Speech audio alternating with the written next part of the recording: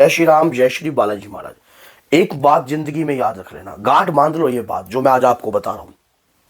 अपनी कुल देवी को कभी मत भूलना। अगर आपने अपनी कुल देवी को भूल दिए ना, तो समझ लो आप चाहे कितनी पूजा कर लो, कितनी याचना कर लो, किसी भी देवता को कितना ही मना लो, आपके घर से दिक्कत और समस्याएं कभी खत्म नहीं होंगी, कभी खत्म नहीं होंगी, क्योंकि आपने उस शक्ति को रुष्ट कर दिया है जो आपके खानदान की शक्ति है। यह संसार जगत जननी का है, मां का संसार है। हमारी अगर हम अपने माँ बाप को ही भूल जाते हैं तो हमारी वैल्यू क्या है, हम किसकी औलाद कहलाएंगे, ये कोई वैल्यू नहीं है। आज आपके खानदान में जिस शक्ति की पूजा होती हो, आज का समय कुछ ऐसा आ चुका है, अपने दैनिक जीवन में, अपने अस्त व्यस्त वाली लाइफ के अंदर बहुत सारे लोग इस प्रकार की त्रुटि कर रहे हैं, इस प्रकार की गलती कर रहे हैं। वो अपनी कुल की श्रेष्ठ शक्तियों को भूलते जाते हैं और उसके बाद नई चीजों को, नई शक्तियों को धारण करने लग जाते हैं, जिसके कारण उनकी लाइफ में डिस्टर्बेंस ही नहीं खत्म हो रही है।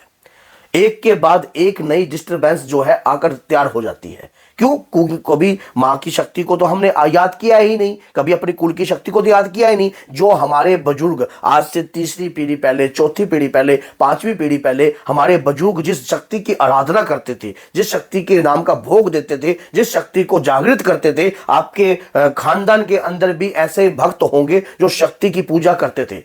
और उस दौरान फिर वो भक्त ने देखा कि कुल के ऊपर ये पूजा ही बंद हो गई। बीच में कोई ऐसी पीढ़ी में व्यक्ति पैदा हुआ जिसने कुल के आगे अपनी संतान को बताया ही नहीं है कि आपकी कुल देवी ये थी और इसकी पूजा आपके परिवार में होती थी। और अब उसके बाद जब उस परिवार के तक तो कृपा मिलती रही, जब उसने अपना जीवन व्यतीत कर लिया और अपनी उसकी जब देह छूट गई, उसके बाद अगले लोगों पर उसका प्रभाव पड़ने लग गया। और जब तक ये बात ज्ञात आती है तब तक आप कुल देवी का नाम ही भूल जाते हो। फिर लोग लाइव में कमेंट करते हैं हमारी कुल देवी कौन सी है, हमारा कुल देवता कौन सा है। क्यों? ये आपकी पीढ़ी का ही किया हुआ कांड है।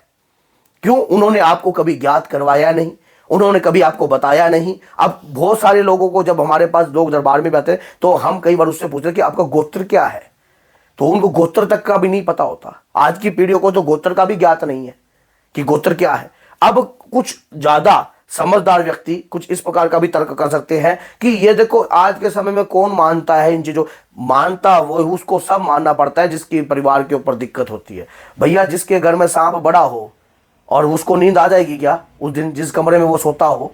और आप सोचो कि जिसके घर में समस्या पे समस्या, समस्या पे समस्या, समस्या पे समस्या का पहाड़ टूट रहा हो, वो व्यक्ति तो भैया सबको ये करके छक लेता है। और जिसके घर में अब सब कुछ आराम से चल रहा हो, भैया आप अपना नहीं खा रहे हो, आपकी पीढ़ी का किया हुआ कार्य खा रहे हो आप। यही बात है। ऐसे ही आपके पिताजी ने, आपके दादा ने कुछ ऐसा काम किया होगा जो आपको बताया ही नहीं, और उसके बाद जो है आपके परिवार के अंदर समस्या पे समस्याएं, समस्या पे समस्याएं खत्म ही नहीं हो रही है। आप जगह जगह जा चुके हो, जगह जगह दिखा चुके हो, और संकट हटने का नाम नहीं लेता। लेकिन उस तरफ आपका दिमाग काम नहीं करता कि हमारे परिवार में भी तो कोई शक्ति होगी, हमारे परिवार की कुल शक्ति कहाँ गई, कहाँ गई? हमारे खुद के कारण वो चीज जो है इस वक्त विलुप्त हो चुकी है। हमें उन्हें अपने मना कर लाना है, अपने घर में जागृतता लानी है। माँ के बगैर ये संसार मिथ्या है। अगर आप सोचते हो कि हमारे घर खानदान के अंदर तो देवता की पूजा होती थी, कुल की पूजा होती थी, माँ ने ही सबको जन्म दिया है, ये बात याद रखना। माँ के बगैर ये संसार मिथ्या है। मगर माँ ना होती तो आज आप और मैं बोल भी नहीं रहा होते। तो माँ ने ही संसार को जन्म दिया है, और माँ अंदर की आवाज है, इंटरनल वॉइस। ब्रह्मा विष्णु महेश को भी बाल रूप में आकर माता अनुसुईया का स्तनपान करना पड़ा। ये बात याद रखना, माँ से बड़ा इस संसार में कोई नहीं है। अगर कुल की शक्ति को नहीं बनाओगे, कुल की शक्ति को नहीं जागृत करोगे, तो एक दिन आप भी विलुप्त हो जाओगे। फिर आप अपनी सदगति की आशा छोड़ देना। आप कई बार हम सोचते हैं यार हमने तो वहां पर हरिद्वार में जाकर नारायण बलि करी है, गया जी जाकर पिंड दान करे हैं, सब काम कराया है, लेकिन उसके बावजूद भी हमारे घर में प्रेत क्या कर रहे हैं? हमारे घर के पितृ प्रेत कैसे बन सकते हैं? कई सियाने व्यक्ति ऐसी बात कर देते हैं। कई सियाने व्यक्ति, अगर कोई व्यक्ति कहीं पूछा करवा के जाता है और वो घर जाके कहता है उन्होंने ये बताया कि आपके घर के अंदर ये चीजें, हम तो नारायण बलि तक कराए, हम तो जाके गया जी भी हुआ है, हमारे घर के अंदर प्रेत क्या काम करे? भैया प्रेत तब काम करते हैं आपके घर के अंदर जब आपने खुद नहीं कुछ नहीं किया, तो आपको भी उसी प्रकार का दोष लगकर उसी योनियों में भटकना पड़ेगा। अगर आपके कर्म अगर अच्छे नहीं है, आप किसी शक्ति की आराधना नहीं कर रहे, आप अपने, अब फिर कहते हैं कि जब अगर कुल देवी रुष्ट होती है तो पितृ शक्ति भी रुष्ट होती है। पितृ शक्ति आपके घर से कैसे खुश हो जाएगी? क्योंकि आपके परिवार के जो देव पितृ थे, जिन्होंने माँ की साधना करी थी, माँ की पूजा करी है, बाबा की पूजा करी है, आपके देवता की पूजा करी है, उनकी पूजा ही आपके खानदान में बंद हो गई, तो वो शक्ति काम कैसे करेगी? वो शक्ति आपके घर में कैसे काम कर लेगी? वो शक्ति तो फिर आपके घर में काम ही नहीं कर रही है।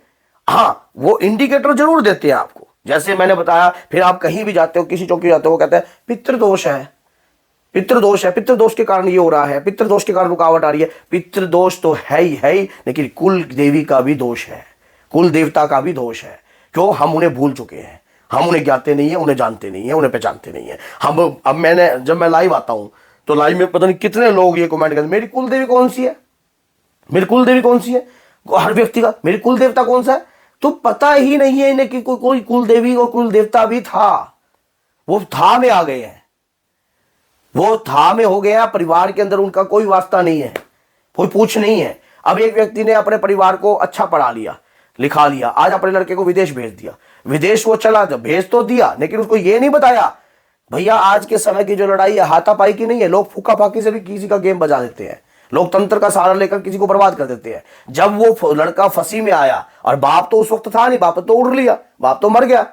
अब जब बाप जब चला गया शरीर को छोड़कर, अब उसके बाद वो लड़का भटक रहा है, भाई मेरे तो दिक्कत क्या हो गई, मेरे तो लाइफ में बर्बादी हो गई है, पता नहीं किसी ने कुछ कर तो नहीं दिया, किसी ने ये तो नहीं कर दिया, वो तो नहीं कर दिया। क्यों? परिवार ने अच्छी बात ये नहीं बताई। जैसे हम अपने बच्चों को हनुमान चालीसा नहीं देते, हम अपने बच्चों को मोबाइल दे देते, ले अभी चला, ले अभी चला। कई माताएं बहनें मोबाइल दे देती हैं और कहते चला, हनुमान चालीसा नहीं देते। हम अपने बच्चे को कंप्यूटर दे देते हैं, चला।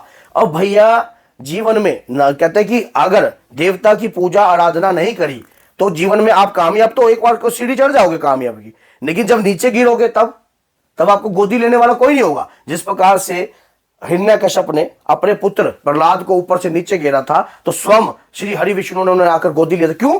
कोई पैसा दे के नहीं आए थे वो हरि विष्णु को, उन्होंने अपनी भक्ति से उन्हें प्रसन्न किया था।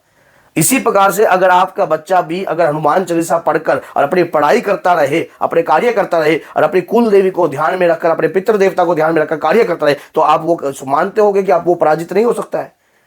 तो अगर आप अपनी कुल देवी को भूल जाओगे, अगर आप अपनी कुल देवी को नहीं याद करोगे, तो जीवन से समस्या नहीं हटने वाली है। कितना भी आप प्रयास कर लीजिए, कितने भी आप कार्य कर लीजिए, क्योंकि जीवन में समस्या ही समस्या आपकी खड़ी हो जाएगी। अब आपको इस वक्त क्या कार्य करना चाहिए अगर कुल देवी को ध्याना है? पहली बात तो अष्टमी पर मां के नाम से आप कोई भी पाठ कीजिए, जल का पात्र भरकर मां दुर्गा के आगे प्रार्थना कीजिए कि हे मातेश्वरी, मुझे मेरी कुल देवी को ध्यान करना है, मुझे उनके दर्शन चाहिए, मुझे उनकी भक्ति चाहिए, मैं उनको जानना चाहता हूं। तो अगर आप चाहते हो कि मैं कुल देवी के ऊपर की एक वीडियो अलग से बना दूं, क्योंकि अब ये वीडियो लंबी हो जाएगी, कि एक वीडियो अलग से बना दूं जिससे आपको पता लगे कि हमारी कुल देवी कौन सी है, और स्वयं वो आकर आपको दर्शन दे, तो मैं नेक्स्ट पार्ट उस पर बना सकता हूं। अगर आप कमेंट में लिखो कि नेक्स्ट वीडियो कुल देवी कैसे दर्शन देगी स्वप्न में, तो ये मैं जरूर बना दूंगा फिर आपके लिए। क्यों? आप उस प्रकार का जब कार्य लगातार करोगे तो आपको दर्शन की प्राप्ति भी होगी। तो कुल देवी को कभी नहीं भूलना है, कुल देवता को कभी नहीं भूलना है, और इनकी पूजा याचना आपके घर में चलती रहे। इष्ट आराध्या की आप पूजा कर रहे हो तो कुल देवी देवता भी आपकी हेल्प करते हैं। क्यों? क्योंकि आप हनुमान जी की पूजा कर रहे हो, आपकी कुल देवी जो है माँ शीतला है, तो क्या हनुमान जी क्या है? माँ दुर्गा के सेनापति नहीं है, माँ शीतला के सेनापति नहीं, माँ के हर रूप के आगे हनुमान जी ही चलते हैं। तो इसमें कोई बुराई तो है नहीं। अगर कुल देवी का ध्यान कर कर आप उन्हें प्रसन्न कर कर कार्य करके चलो तो आपके कार्यों में मंगल हो जाएगा, आपके कार्यों में इजाफा हो जाएगा, आपके लाइफ में चेंजिंग आ जाएगी। तो अगर वीडियो अच्छी लगी है तो लाइक कीजिए, चैनल को सब्सक्राइब कीजिए और बेल आइकन बटन को दबाना ना भूलना, ताकि आने वाली हर वीडियो की नोटिफिकेशन आपको सरलता से प्राप्त हो जाए। तो बोलिए जय सीताराम, जय माता दी।